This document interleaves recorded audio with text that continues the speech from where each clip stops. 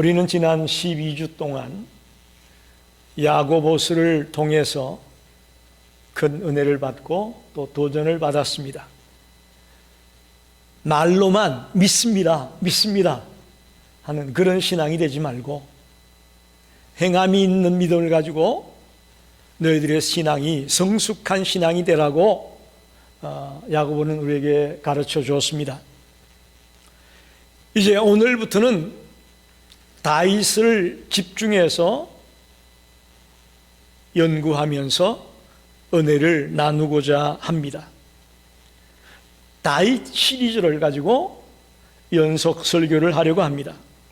성경 속에 다윗에 관해 기록하고 있는 성경책은 사무엘상, 사무엘하, 또 역대상, 시편 등에 집중적으로 다윗을 다루고 있습니다. 저는 이 책들 속에서 다윗에 관련된 내용 중에 음선해서 몇 번에 걸쳐서 설교하려고 합니다.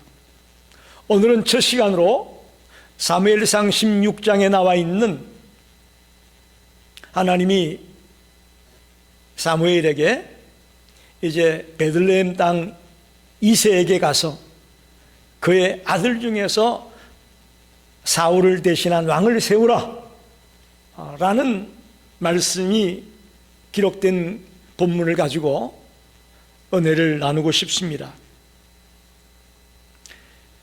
성경 인물 가운데 다윗만큼 유명한 인물도 없습니다. 마태복음 1장에 보면 아브라함과 다윗의 자손 예수 그리스도의 세계라 그렇게 말하죠. 예수님의 족보 가운데 다윗의 이름이 분명히 올라가 있고 또 아브라함과 다윗의 자손 예수 그리스도의 세계라, 아브라함, 다윗, 예수, 이 세 인물이 성경에서 특별한 인물임을 강조하는 것이죠.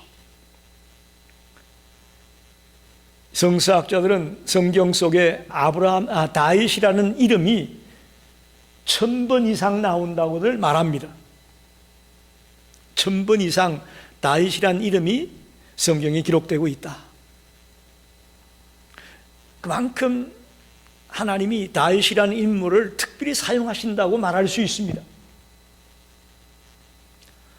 오늘 사무엘이 베들레헴 땅 이새의 집에 가서 새로운 후임자를 세우려고 할 때에 다윗의 나이가 15살, 15살의 어린이였습니다. 어린 소년에 불과했습니다. 그런데 아무리 그가 용기가 있고 또 담대하고 그런 믿음의 사람이었을지 몰라도 15살밖에 되지 않았으니까 아무도 그가 후임자가 되리라고는 생각을 할 수 없었을 겁니다. 그 형들 7 형제를 다 제치고 말째인 다윗이 사울을 대신한 왕이 될 것이다. 사무엘도 몰랐고 오늘 이 말을 듣는 우리도 잘 이해가 안 되는 부분이라고 할 수 있습니다. 특별히 이때만 해도 사울이 근제할 때입니다. 사울 왕이 근제하게 활동을 하고 있기 때문에 새로운 왕의 필요성을 느끼지도 못했고 또 감히 후임자를 논하는 얘기는 있을 수가 없었습니다. 그래서 우연히 다윗을 새로운 왕으로 세우느냐, 어떤 정치적인 상황 때문에 다윗을 세우느냐, 아니라고 봅니다. 철저하게 하나님의 주권과 하나님의 섭리에 의해 이 일이 진행되고 있음을 믿습니다. 지금 사울이 근제합니다. 막강한 파워를 가지고 있습니다. 그런 와중에 다윗을 기름 부어 새로운 왕으로 세운다. 이건 굉장히 위험한 일이고 어떻게 하면 잘못되면 사무엘도 죽고 이새의 온 집안이 죽고 베들레헴 전체가 쑥대밭이 되는 그런 상황 속에서 이 일이 진행되고 있습니다. 이건 하나님의 주권에 의해서 또 하나님의 섭리에 의해서 이 일이 진행되고 있는 겁니다.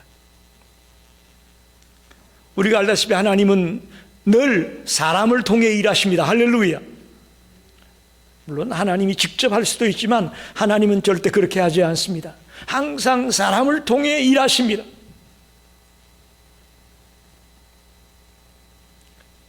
이제 이스라엘 민족의 두 번째 왕으로 하나님은 다윗을 부르셔서 다윗을 택하여 하나님의 일을 하기 원하십니다. 그래서 오늘 우리가 함께 생각할 것은 하나님의 부르심을 생각하는데, 하나님이 다윗을 불러서 이스라엘 민족을 바로 세워나갔던 것처럼 이 시대에도 하나님은 하나님의 사람을 부르고 있음을 믿습니다. 저와 여러분이 오늘 말씀을 통해 부름을 받게 되기 원합니다. 하나님은 사람을 찾고 있습니다. 지금도 하나님의 일에 쓰임받을 사람을 부르려고 하고 있습니다. 오늘 말씀이 그렇게 여러분에게 도전이 되고 여러분에게 은혜가 되기를 간절히 소원합니다. 첫째로 하나님은 사람의 중심을 보고 부르십니다. 중심을 보고 부르신다. 1절 하반을 보면 하나님이 사무엘에게 이렇게 말합니다. 너는 뿔에 기름을 채워가지고 가라. 내가 늘 베들레헴 사람 이새에게로 보내리니 이는 내가 그의 아들 중에서 한 왕을 보았느니라. 그렇게 말합니다. 뿔에다가 기름을 채워가지고 베들레헴에 있는 이새의 집에 가서 그 아들 중에서 한 왕을 세워라 명령을 했습니다. 그래서 사무엘은 하나님의 명령대로 이새의 집에 갔습니다. 그리고는 아들들을 차례도 불렀습니다. 6절에 보니까 사무엘이 장남 엘리압을 보고 여호와의 기름 부으실 자가 과연 주님 앞에 있도다. 아마 외모로 볼 때에 아주 훌륭한 체격과 외모를 가지고 있지 않았는가 그렇게 봅니다. 그래서 야, 이 엘리압이 하나님이 원하는 그 기름 부을 자인가 보다 라고 사무엘이 생각했다는 거죠. 그러자 7절에 하나님이 사무엘에게 말합니다. 그의 용모와 키를 보지 말라. 내가 이미 그를 버렸노라. 내가 보는 것은 사람과 같지 아니하니 사람은 외모를 보거니와 나 여호와는 중심을 보느니라. 할렐루야. 사람들은 외모를 보지만 하나님은 우리의 중심을 본다. 이게 매우 중요한 얘기입니다. 한마디로 말하면 사무엘은 엘리압의 외모만 보고 이게 왕감이다, 왕이 될 제목이다 라고 생각을 했던 거죠. 여러분, 사무엘만 그럴까요? 우리는 어떨까요? 우리도 죄송하지만 외모만을 보게 됩니다.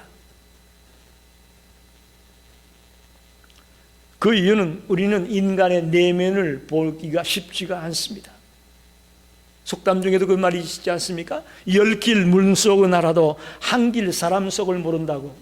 그 인간의 한계입니다. 우리는 내면을 깨뜨려 보는 것이 쉽지 않습니다.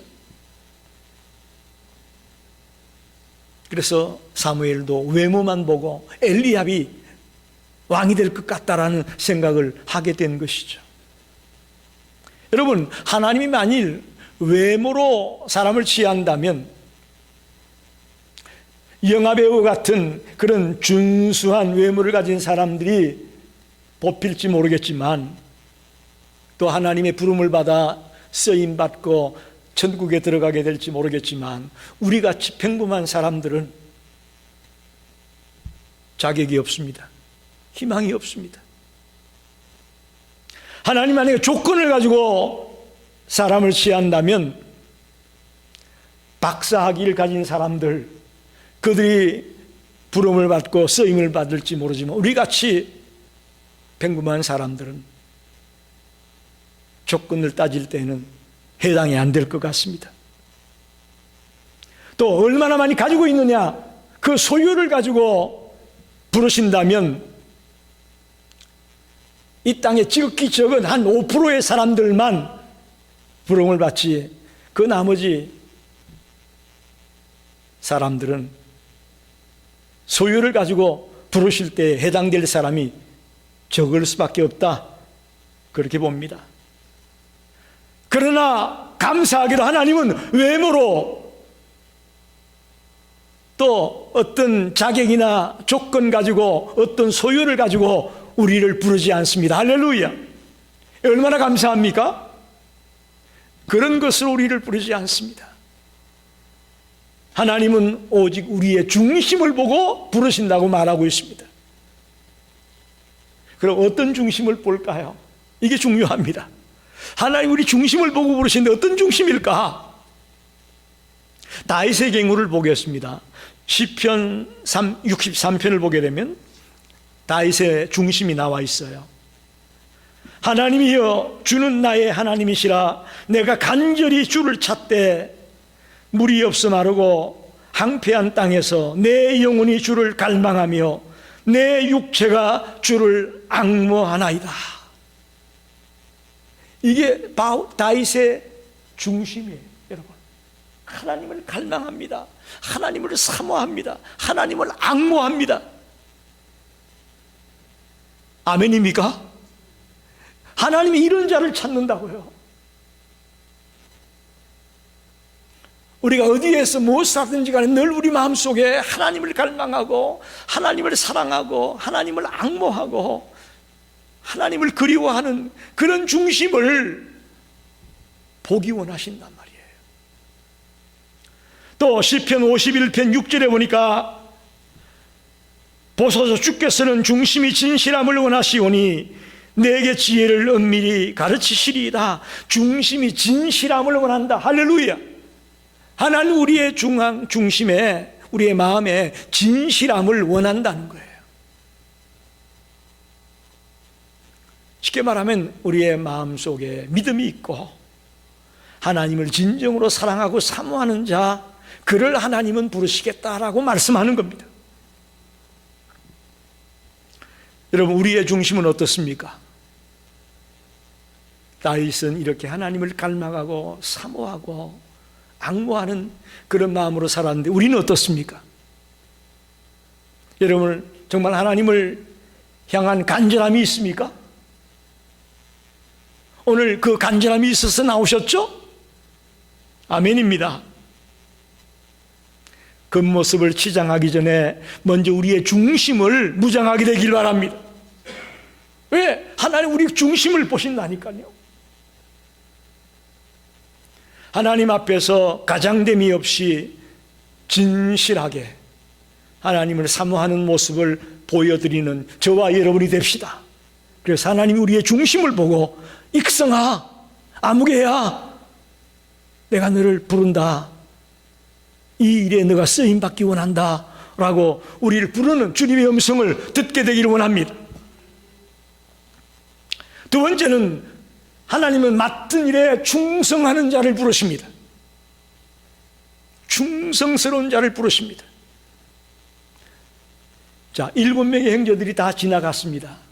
그런데 하나님이 사무엘에게 사인을 보내지 않습니다. 기름을 부어라 말하지 않는 거예요. 그리고는 이새를 향하여 묻습니다. 야, 이게 다냐? 또 없냐? 그러니까 이새가 하는 말이, 말째가 지금 들에서 나의 양떼를 지키고 있습니다. 16장 11절에 말합니다. 사람을 보내어 그를 데려오라. 그가 여기 오기까지는 우리가 식사 자리에 앉지 않겠다. 사무엘이 나 밥 안 먹을 테니까 빨리 가서 데려와 라고 명령을 하고 있습니다. 여러분 보십시오. 지금 온 동네 소문이 나지 않았겠어요? 그 베들레헴 시골 동네였습니다.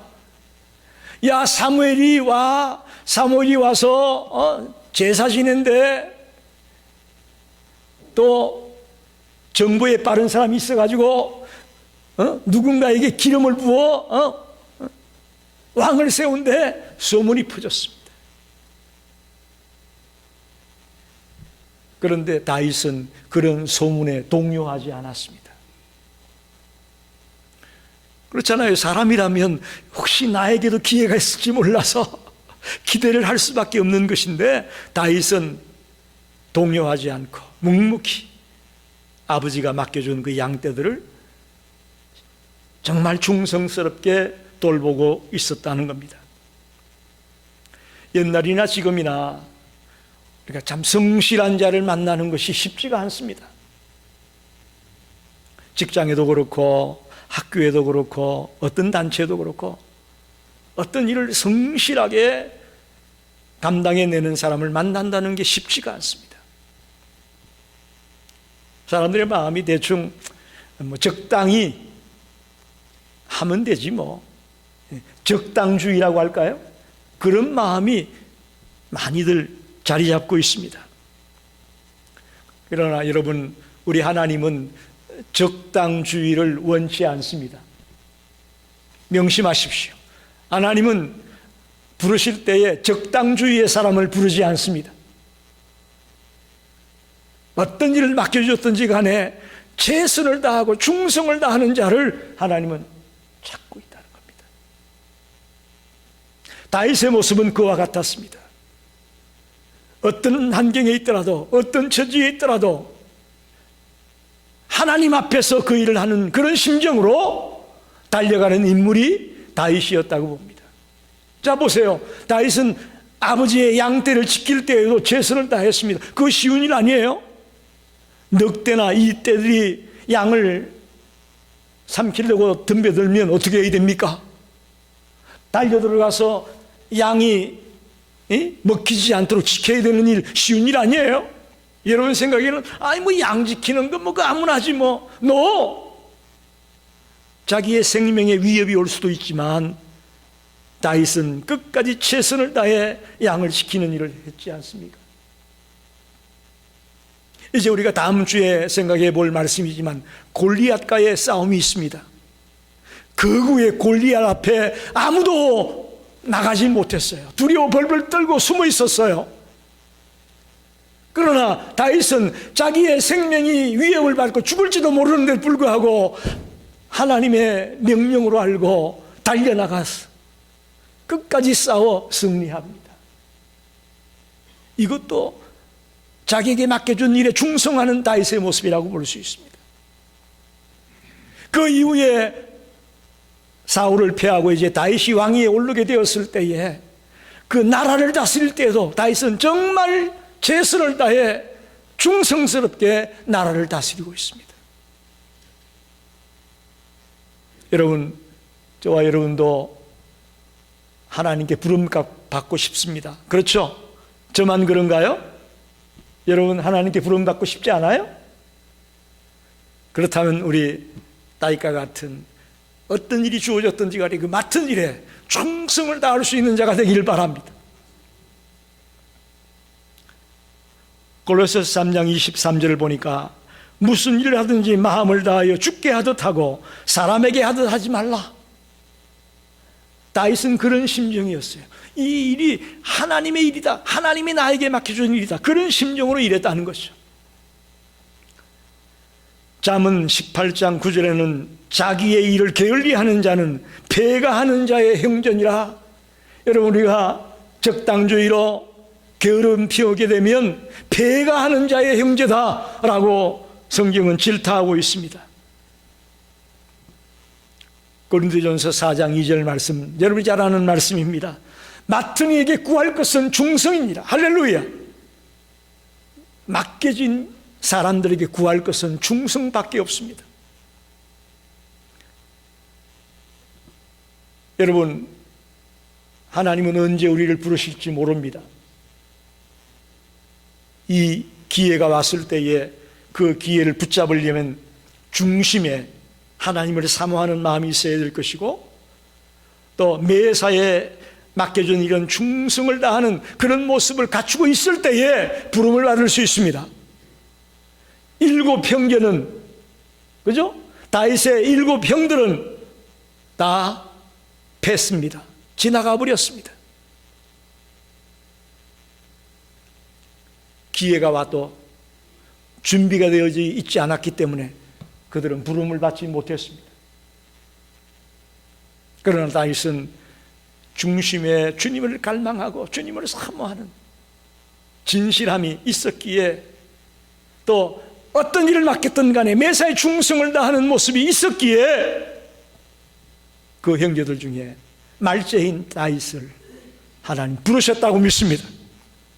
저와 여러분도 항상 준비되어 있기를 바랍니다. 마지막으로 하나님은 성령 충만한 자를 쓰십니다. 13절을 보게 되면 사무엘이 기름 뿔병을 가져다가 그의 형제 중에서 그에게 부었더니 이날 이후로 다윗이 여호와의 영에게 크게 감동되니라. 여기 여호와의 영에 감동되었다는 말은 성령의 충만함이 넘쳤다라고 말할 수 있습니다. 여러분 보십시오. 하나님은 우리를 부르시기만 하는 게 아니라 부르신 우리들에게 그 일을 감당할 수 있는 능력을 주십니다. 그게 바로 뭡니까? 성령의 충만함입니다. 성령의 충만함으로 그 일을 넉넉히 이루어갈 수 있는 능력까지도 주신다는 것입니다. 그러니 여러분, 나 그거 자격이 없어, 나 그거 못해, 그렇게 생각하지 마십시오. 하나님이 그 일을 맡겼을 때는 감당할 수 있는 힘과 지혜와 능력을 주실 것을 믿습니다. 그게 바로 성령의 충만함이라는 거죠. 대표적인 예가 브살렐과 오홀리압이 성막을 짓도록 하나님이 그들을 택하죠. 모세가 호렙산에서 성막을 어떻게 지으라는 하나님의 명령을 받고 실제로 그걸 짓게 될 때에 누가 진두지휘에 나가느냐? 브살렐과 오홀리압 2 사람이 지휘에 나가게 되는데, 그들이 뭐 알았겠습니까? 난생 처음 짓는 건데, 오늘처럼 재료나 많습니까? 아무도 없는데. 그러나 하나님의 영이 그들 가운데 임하게 되니까 그 일을 넉넉하게 이루어낸 줄 믿습니다. 할렐루야.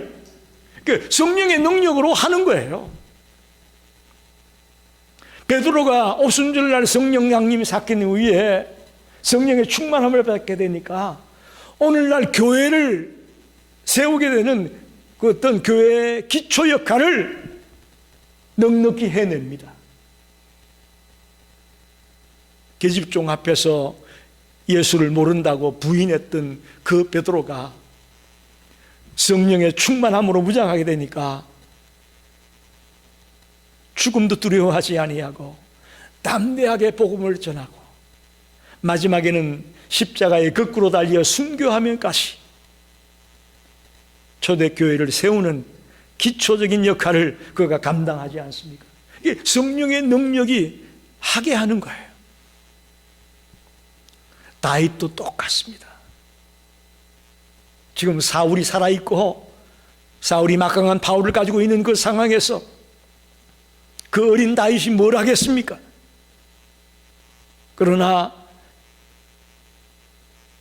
기름 뿔병을 다윗의 머리에 부었을 때에 성령의 충만함이 임하여서 하나님의 영이 충만케 되어지니까 담대하게 자기에게 맡겨준 사역들을 감당했다고 믿습니다. 우리도 마찬가지예요. 교회 일 하다 보면 주님이 이거 해라, 이거 해라, 여러 가지 일을 맡길 때가 있습니다. 그 쉬운 일이 하나도 없어요. 그죠?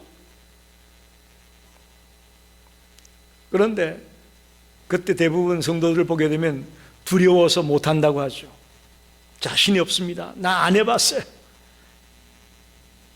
그러나 여러분, 다윗에게 하나님의 영이 충만케 될 때에 넉넉히 감당해낸 것처럼 우리들도 부족하지만 하나님의 영이 함께하면 또 하나님의 영을 부어주셔서 그 일을 하게끔 하실 줄로 믿습니다.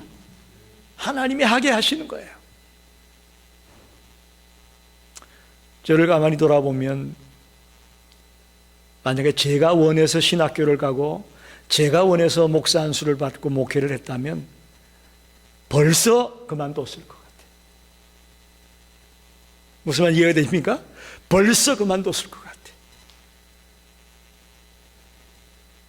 그런데 하나님이 나를 부르셨다는 그 콜링이, 그 소명의식이 마음속에 있다 보니까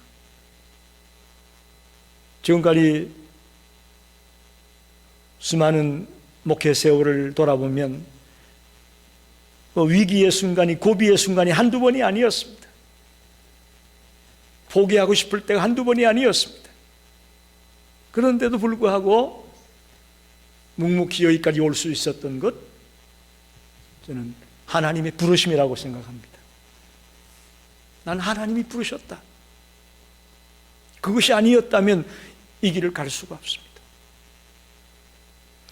지방 감리사로서 많은 목회자들을 만나게 되고 보게 되는데, 목회자의 부류를 둘로 나눌 수 있습니다. 쉽게 말하면 하나는 직업으로, 잡으로 하는 목사가 있고, 콜링으로, 소명으로 알고 하는 목사가 있습니다. 딱 두 부류예요.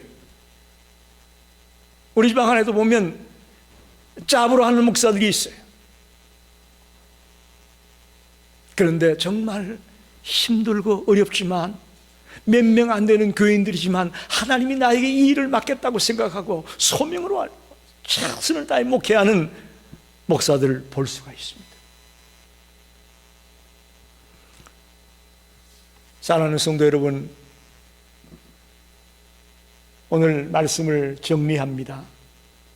용무를 마친 사무엘은 아무런 말도 남기지 않고 라마로 떠나갔다고 되어 있습니다.